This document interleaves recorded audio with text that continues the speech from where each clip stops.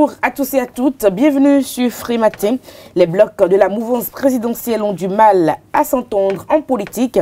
Nous en parlerons dans un instant. Et puis, Odile Aronwanou a remporté le trophée Jeep Sport, meilleur personnage sportif 2018 dans la catégorie des athlètes. Nous en parlerons également. Kader Achirou, bonjour. Bonjour à vous, Nana Diwan, chers amis internautes. Bonjour. À la une des parutions ce matin, pour retenir pour vous essentiellement la visite de travail de la présidente d'Estonie en République du Bénin. Et nous avons également la une des journaux, cette guerre plus ou moins fratricide entre les blocs de la mouvance présidentielle. Nous avons également la réalisation du programme d'action du gouvernement du président Patrice Talon. Et pour finir, à la une des journaux, nous avons les différentes sorties effectuées par l'ancien président Thomas Boniaï dans le Septentrion. Le bulletin matinal d'information avec Carles Ketomé ce matin. Bonjour. Bonjour Nadège. La visite officielle de la présidente de l'Estonie, Kersti Kaljulaid, au Bénin et la supposée apparition du président Ali Bongo sont au menu de ce bulletin. En sport, outre Odile Aronwanou, nous parlerons également de Luka Modric qui met fin au règne des monstres Lionel Messi et Cristiano Ronaldo. Dans un instant donc avec Larios Adjagbeno, les prévisions astrologiques avec Ruth Sodigi et quelques autres informations pour meubler l'émission. Bienvenue, bonjour, voici pour vous la pub sur Free Matin.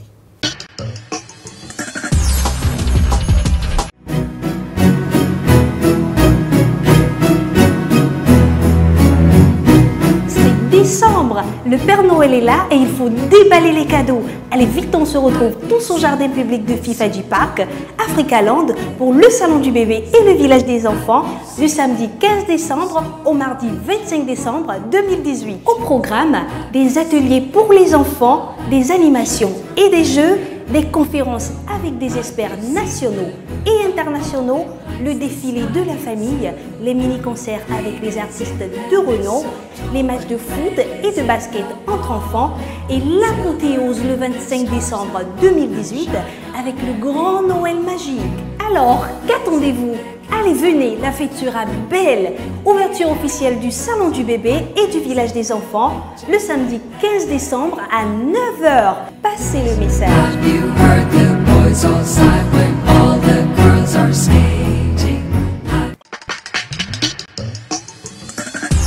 Bonjour à nouveau, chers amis internautes. Nous démarrons par le quotidien national d'information qui titre ce matin en manchette « Visite de travail de la présidente Kersti Kaljulaid à Cotonou de beaux jours à l'horizon ».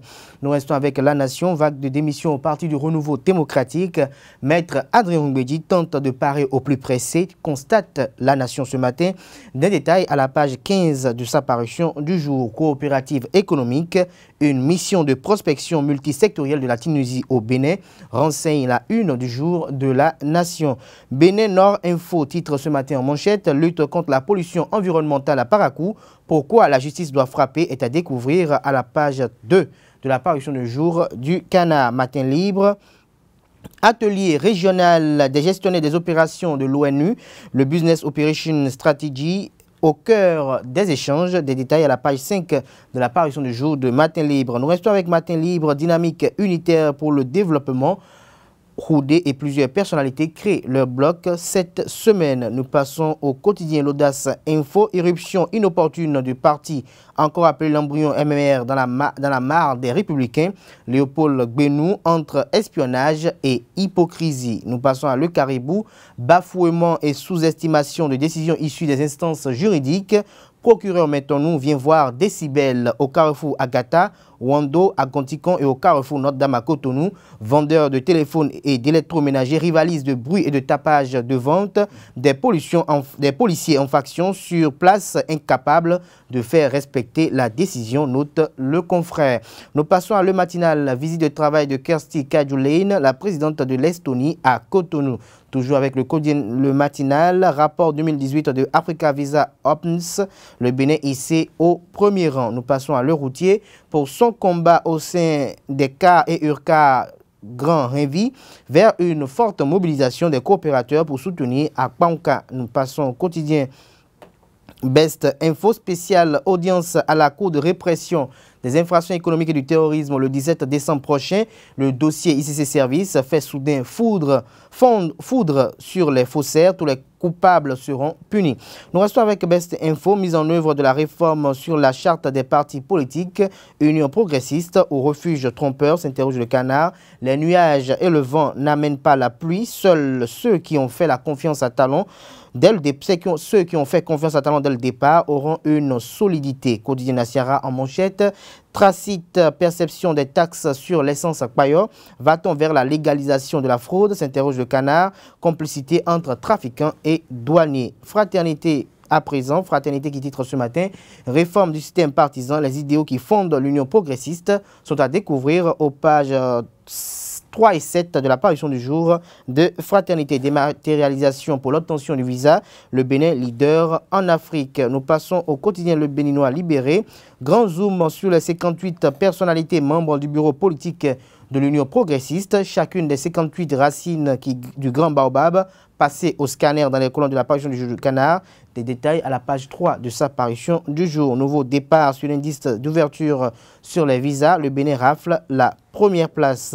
L'accroche titre ce matin en manchette. Conflit entre les blocs de la mouvance. Le signe prémonitoire d'une guerre à distance. Le canard affiche en manchette, comme vous pouvez d'ailleurs l'apercevoir, les logos des partis Union démocratique pour un Bénin nouveau, du bloc républicain, du Parti du renouveau démocratique et de l'Union progressiste. Le nouvel observateur brouille au sein de l'ordre des avocats du Bénin au sujet d'un rapport d'étude sur la Cour de répression des infractions économiques et du terrorisme, de la campagne médiatique à la bataille judiciaire. Et pour finir ce matin, Point Média, bloc politique, déjà des mécontentements et toujours avec Point Média pour finir, sécurité routière, la police aux trousses des véhicules sans police d'assurance. Merci à vous Kader Achirou pour la présentation de cette une des journaux. Les quotidiens béninois sont disponibles dans les kiosques, vous les avez au prix de 300 francs CFA. Vous les avez aussi en ligne. Nous allons à présent passer au bulletin matinal d'information avec Kader Skitome. Chers amis internautes, bonjour et bienvenue à ce bulletin d'information. La présidente de la République d'Estonie, Kersti Kaljulaid, est en visite officielle au Bénin à partir de ce jour. Une visite officielle de travail qui durera 3 jours et qui répond à celle du président Talon en Estonie en décembre 2016. Au cours de cette visite, il sera procédé à la signature du contrat d'interopérabilité X-Road. Rappelons qu'au cours de sa visite en Estonie en 2016, le chef de l'État a consacré une bonne partie de son séjour à échanger avec ses hôtes sur le système de gouvernance numérique, pour lequel il a négocié un partenariat entre la structure de gestion de ces structures en Estonie et le gouvernement du Bénin avec la signature d'un mémorandum d'entente. Dans le cadre de la Journée mondiale des toilettes, Alain Tossounon a été reçu sur l'un des panels du rendez-vous hebdomadaire de Café Média Plus du vendredi 30 novembre 2018 à la Maison des médias Thomas Meillassan de Cotonou. En sa qualité de coordonnateur régional de West Africa World Journalist Network, il a tenu à sensibiliser les populations béninoises sur certaines règles d'hygiène. On l'écoute.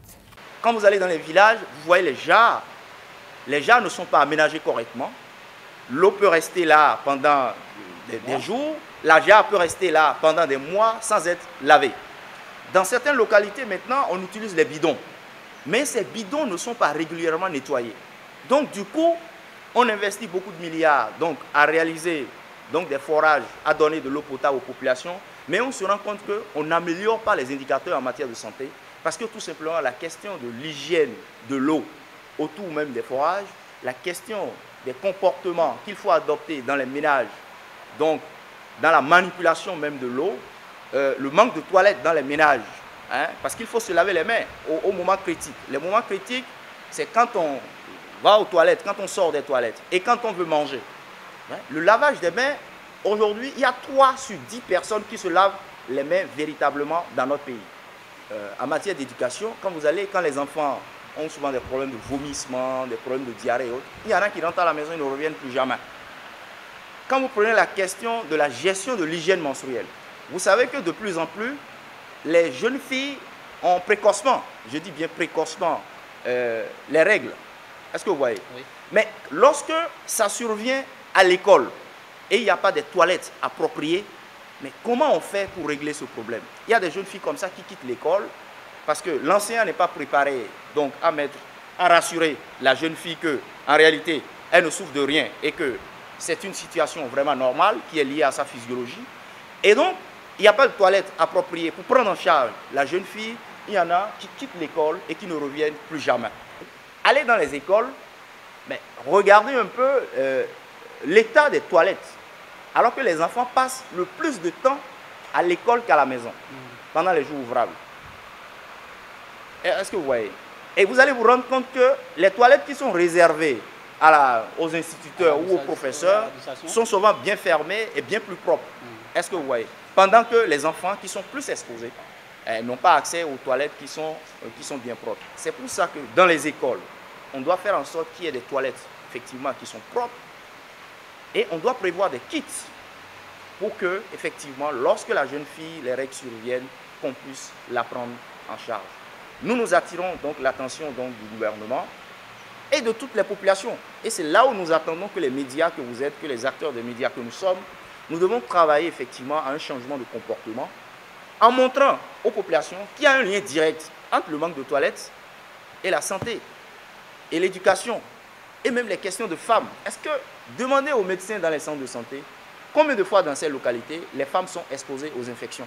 Parce que tout simplement, lorsque la toilette n'est pas adaptée et autres, il y a beaucoup de femmes aujourd'hui qui sont infectées et qui sont obligées de dépenser beaucoup d'argent pour se faire soigner. Mais nous pensons que c'est à travers la communication, à travers l'engagement des médias, que nous pouvons non seulement donc, amener les populations progressivement donc, à adopter ces bonnes pratiques, mais aussi interpeller le gouvernement et nos décideurs, les maires, sur la nécessité de faire de cette question une question prioritaire dans leurs actions de développement.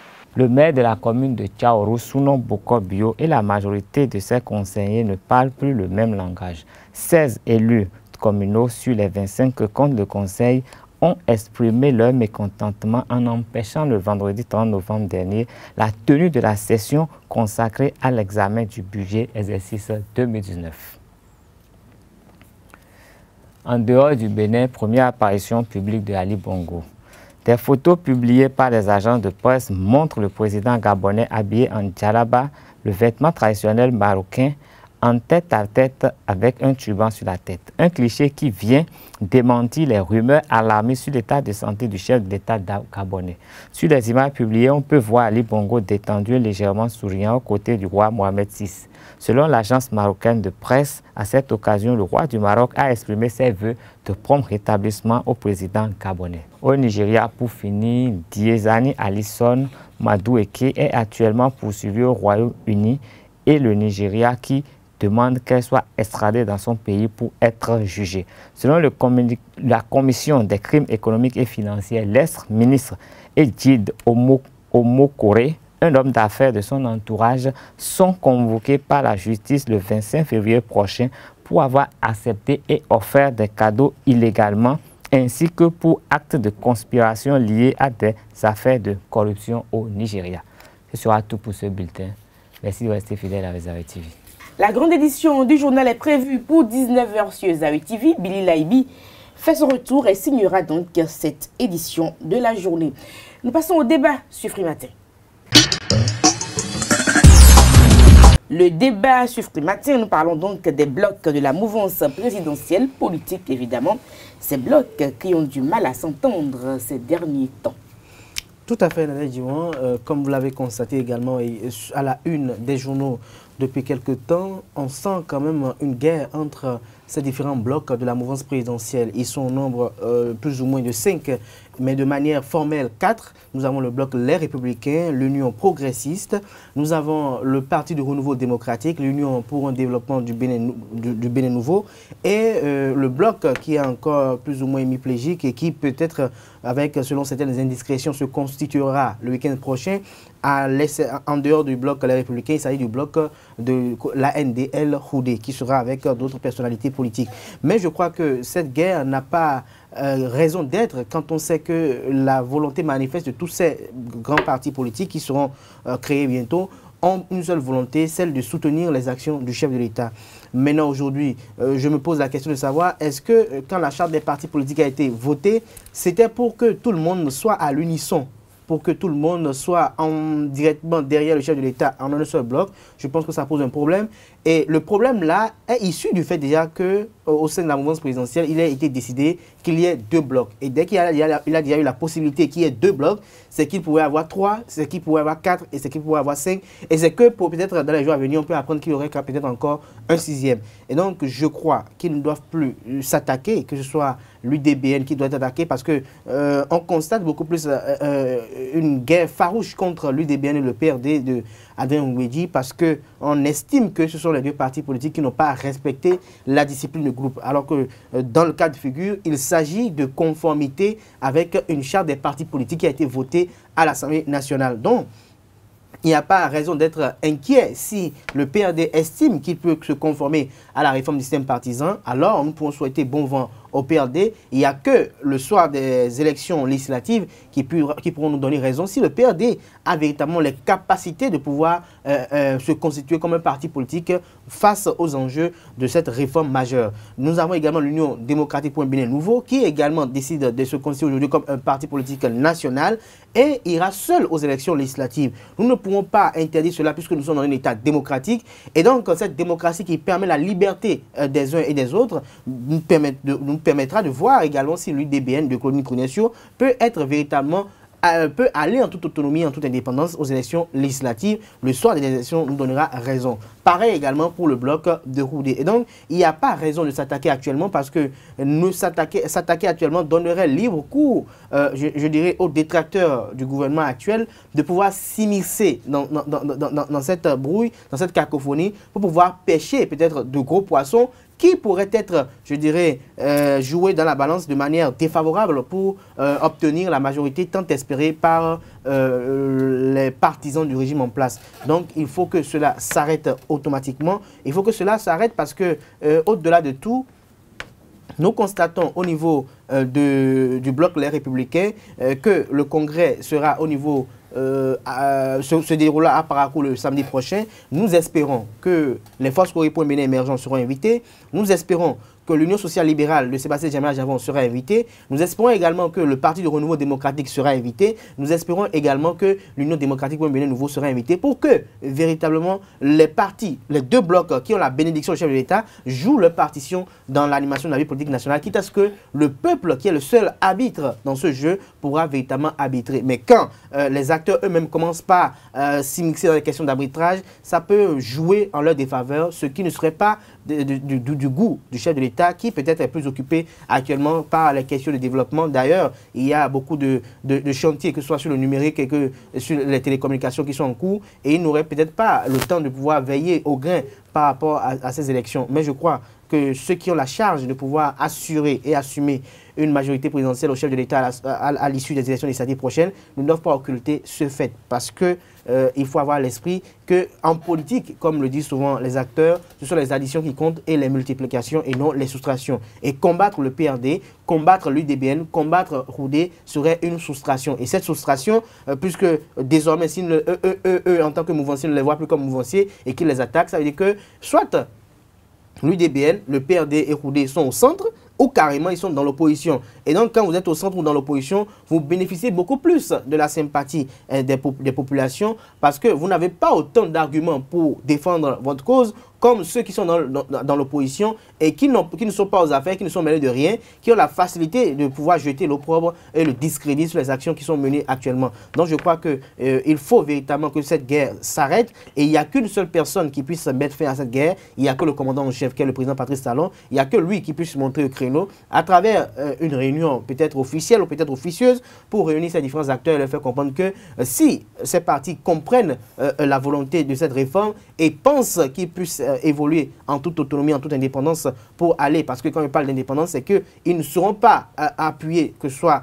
ne seront pas appuyés par le chef de l'État, mais ils pourront agir tout seuls, mais avec leur conviction de quoi il faut peut-être soutenir les actions du chef de l'État parce que selon eux, après lecture du PAG, il y a des ambitions qui seront porteuses d'avenir et d'espérance pour les populations. Après lecture peut-être du discours du chef de l'État lors de l'investiture, il y a de l'espérance à leur niveau que le Bénin va se développer dans quelques années ou sur la voie de développement à travers les actions qui sont menées. Et donc, c'est en ce moment-là qu'on peut constater que le PRD et l'UDBN évoluent seuls. Et il n'y a qu'à ce niveau donné qu'il y aura un respect de la troupe, parce que ce n'est pas comme au niveau de l'Union progressiste et du bloc républicain, où, par ma foi, j'ai comme l'impression qu'il y a beaucoup d'entre eux qui ont rejoint ces blocs par... non pas par idéologie, non pas par conviction, mais parce qu'ils soutiennent les actions du chef de l'État, parce qu'ils auraient appris, parce que Patrice Talon n'est monté nulle part pour affirmer à haute intelligible voix que lui, il a 2 blocs politiques et que c'est ce qu'il faut faire. Mais parce qu'ils auraient appris que le chef de l'État a 2 blocs politiques, parce qu'ils auraient appris que le chef de l'État a dit que c'est ces blocs que lui veut soutenir, et donc ils y sont allés sans connaître l'idéologie du parti politique, sans connaître les statuts du parti politique, sans connaître véritablement la vision. Parce que la seule volonté de ces acteurs politiques, c'est de se voir peut-être rafler une tête de liste lors des élections prochaines, c'est de se voir bien positionné lors des élections prochaines, c'est de ne pas être, c'est d'espérer être à l'abri des dossiers dans lesquels ils sont impliqués. Mais je crois que la justice, qui est plus qu'indépendante actuellement, va le prouver le contraire, soit dans quelques jours avec l'ouverture de plusieurs dossiers en décembre prochain par la Cour de répression des infractions économiques et du terrorisme, mais également en 2019, où je crois que beaucoup d'entre eux prendront la clé des champs. Alors, Carles Kitome, on savait que ces blocs de la mouvance présidentielle allaient finir par se prendre la tête. On ne savait pas par quelle porte ça viendrait, mais finalement, nous y sommes. Non, mais je crois que c'est de bonne guerre. On est en matière de politique et il paraît que le pouvoir, il ne se donne pas, le pouvoir s'arrache. Et donc, pour pouvoir vraiment se positionner vraiment bien pour aller pour les législatives prochaines, il va falloir batailler. Et on a vu dans tous les rassemblements, il y a des batailles qui se font. On a vu beaucoup d'élus qui sont descendus dans leur circonscription électorale pour mener des activités. Des activités quoi? Pour montrer qu'ils ont toujours une assise politique, pour montrer qu'ils ont toujours quelque chose à faire valoir, pour montrer qu'ils ne vont pas à ce bloc en figurant, mais pour vraiment jouer des rôles majeurs. Nous avons vu plusieurs sorties de l'honorable Dakwe Soussou avant que le bloc progressiste ne devienne l'Union progressiste du Bénin. Et il est dans le bureau aujourd'hui. Et donc, tout ce qui se fait, je crois que c'est normal, c'est tout à fait normal. Et la démarche du PRD ne se démarque même pas de cette démarche. Dans la mesure où que le PRD soit dans le bloc ou pas, le PRD aurait à faire des luttes pour se positionner. Mais c'est sûrement parce que, ayant vu un peu comment ça se faisait, que le PRD s'est sûrement dit qu'il n'avait pas les coups de franche pour vraiment combattre les autres qui voudraient bien se positionner. Donc le PRD s'est retiré et pour moi, ça ne pose aucun problème dans la mesure où c'est une guerre de positionnement qui va continuer jusqu'au jour où les listes des candidatures seront déposées. Que ce soit du côté de la mouvance ou de l'opposition, c'est une guerre qui est normale et moi je ne peux même pas dire qu'il n'y a rien à condamner là. De toute façon, chacun ira de tous ces subterfuges. Et on verra à la fin ce que ça va donner. C'est quand les listes seront vraiment rendues publiques que cette guerre prendra fin. Et ce n'est même pas après les élections. Dès que les listes seront rendues publiques, ça va se tasser. Et chacun va se chercher. Pour compléter à Carles Kitome, je dirais qu'effectivement, au soir du dépôt des différentes listes, des différents blocs de la mouvance présidentielle, c'est en ce moment qu'on connaîtra véritablement les soutiens francs, les soutiens qui sont en phase véritablement avec les actions du chef de l'État. C'est en ce moment qu'on connaîtra parce que vous allez voir que beaucoup d'entre eux vont plonger tout de suite dans la rivière d'à côté, c'est-à-dire dans l'opposition, parce qu'ils ne se verraient pas positionnés. Et c'est en ce moment-là que vous allez voir encore beaucoup plus parler encore de gestion peut-être autocratique et non pas peu orthodoxe. Mais je crois qu'il revient au peuple souverain d'arbitrer. Il revient au peuple de constater les différentes actions qui sont menées de part et d'autre dans le pays pour pouvoir effectuer un vote. Parce que, qu'on le veuille ou non, il y a des actions concrètes qui sont menées de part et d'autre. Et que ceux qui aujourd'hui pensent être des partisans, de réels partisans du chef de l'État, que d'aucuns qualifient également d'activistes de 25e heure ou de soutien de 25e heure, qui estiment que le chef de l'État est leur chose et qu'il n'y a que le chef de l'État qui pourra faire leur promotion à eux et qu'il faut attaquer le PRD. Je crois que ça permet, cette guerre, comme je l'ai dit une fois sur ce plateau aujourd'hui, permet au PRD de se revigorer. Ça permet au PRD de pouvoir revoir un peu ces différentes instances et de permettre également aux militants, parce que je crois qu'au PRD, il y en a de ces militants qui ont effectué de grandes guerres, de grandes luttes pour le PRD, mais qui n'ont obtenu que des postes de chef de quartier ou chef de village. C'est au moment au PRD de pouvoir faire la promotion de ceux-là, en essayant peut-être de les positionner au niveau peut-être des élections législatives, pour voir un peu s'il n'y aura pas plus d'adhésion populaire, parce que, qu'on le veut ou non, ces chefs de quartier ou ces chefs de village ont quand même une certaine popularité. Et c'est le moment pour le PRD de pouvoir user de la popularité de chef quartier de ville et de chef quartier de village, pour que véritablement le PRD puisse prouver quand même au chef de l'État Patrice Talon que, au-delà de tout, au-delà de la personne de Adrien Mbedi, le PRD a une histoire. Et cette histoire, c'est qu'il y en a, malgré les différentes secousses que le parti traverse depuis quelques années, il y en a qui sont restés fidèles à ce parti politique, il y en a qui sont restés fidèles à ce leader, et il y en a qui véritablement ne vivent que pour entendre, je dirais, le slogan ou je dirais l'idéal. Les temps changent, Kader Hachim.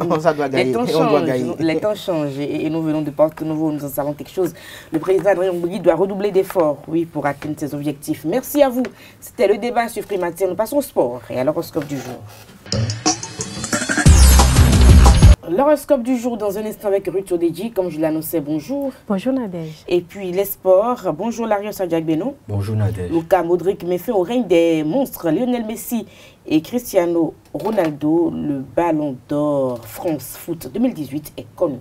Oui, effectivement, et le milieu de terrain international croate du Real Madrid a été désigné hier Ballon d'Or 2018 avec un score de 753 points devant Cristiano Ronaldo, le joueur de la Juventus de Turin, 478 points, Antoine Griezmann, 414 points, Kylian Mbappé du Paris Saint-Germain, 347 points et Lionel Messi, la star du FC Barcelone, 280 points. Premier Croate à recevoir cette récompense, il a ainsi mis fin à une décennie d'hégémonie. Messi, Ronaldo, les deux cumulent à eux seuls 10 ballons d'or, 5 pour chacun. Revenons au Bénin, Odila Ronwanou a remporté le trophée Gipsport, meilleur personnage sportif 2018 dans la catégorie des athlètes. Oui, c'est ça même, Nadège Diouan.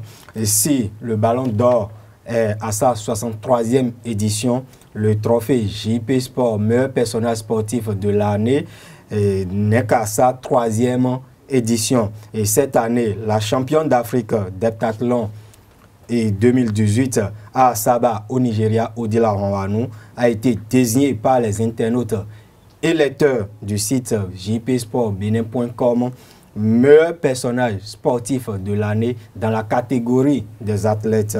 Avec 568 points, elle succède à la nageuse Nafisat Raji au palmarès de cette récompense.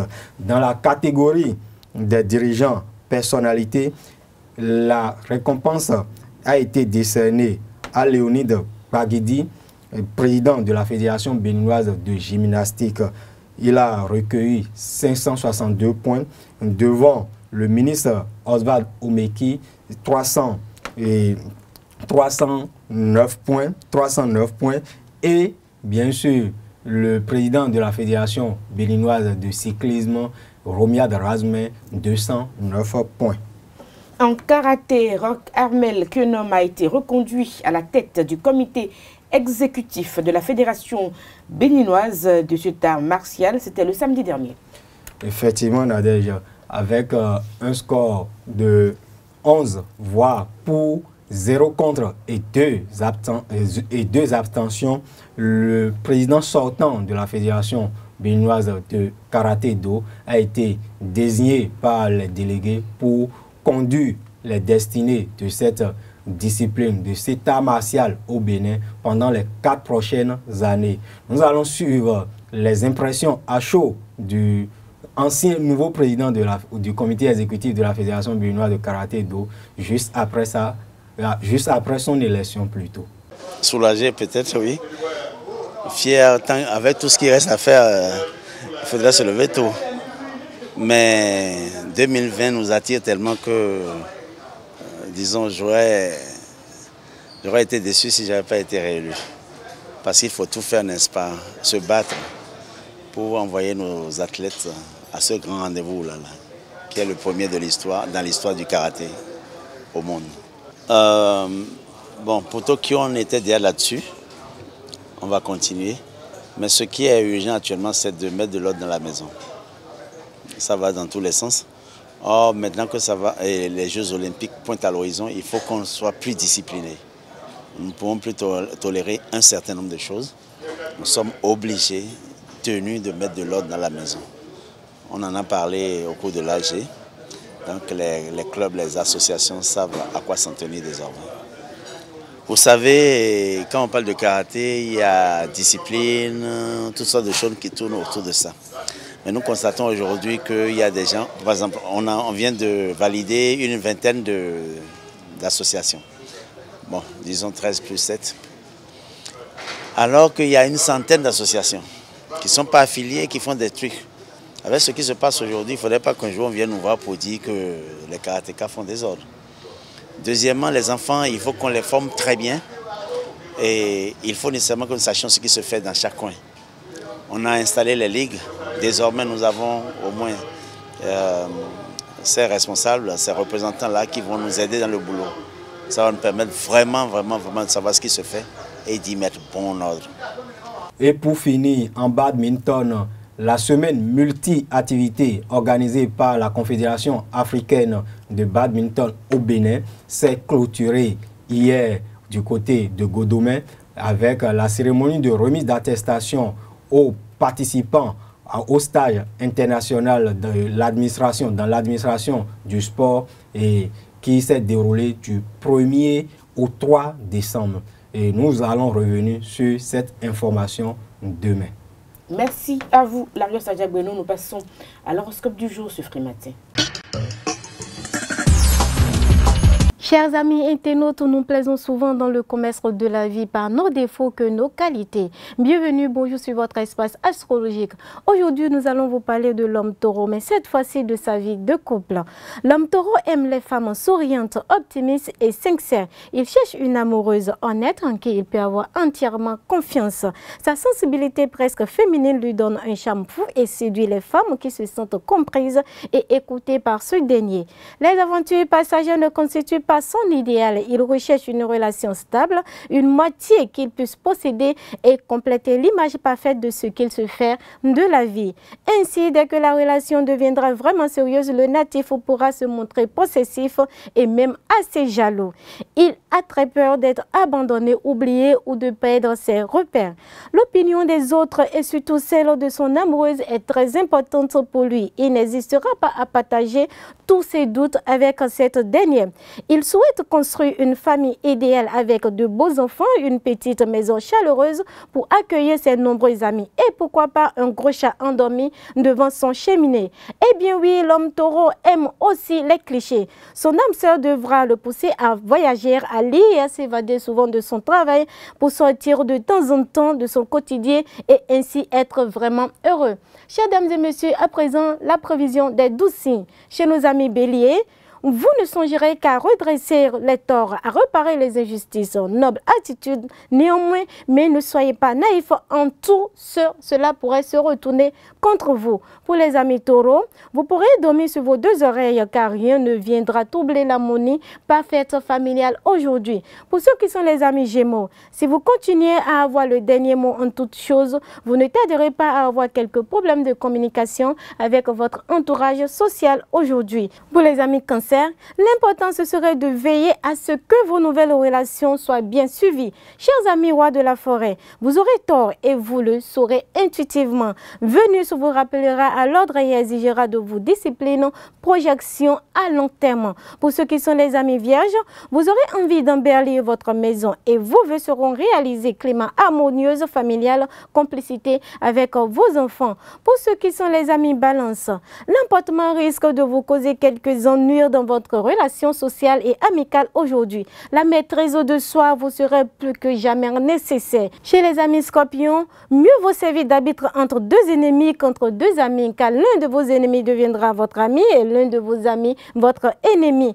Amis sagittaires, vous dégagerez un subtil mélange de détachement, d'indépendance d'esprit, de liberté intérieure et aussi une tension vraie aux autres et beaucoup de tolérance et de gentillesse en ce jour. On vous aimera pour tout cela. Pour ceux qui sont les amis capricornes, avec un climat astral à forte hégémonie saturnienne, une grande réussite professionnelle semble très hypothéquée en ce moment. Pour ceux qui sont les amis verseaux, les événements semblent en train d'évoluer dans un sens qui vous sera favorable en ce jour. Ce ne sera pas donc le moment de baisser les bras, chers amis verseaux. Avec le concours de Mars, vous pourrez même réaliser un exploit professionnel. Pour les amis poissons, Or, les joies de la vie familiale, vous pourrez apprécier car grâce aux impulsions de Pluton, vos relations avec vos proches seront au beau fixe. Amis internautes, nous plaisons souvent dans le monde du commerce, de la vie, par nos défauts que nos qualités.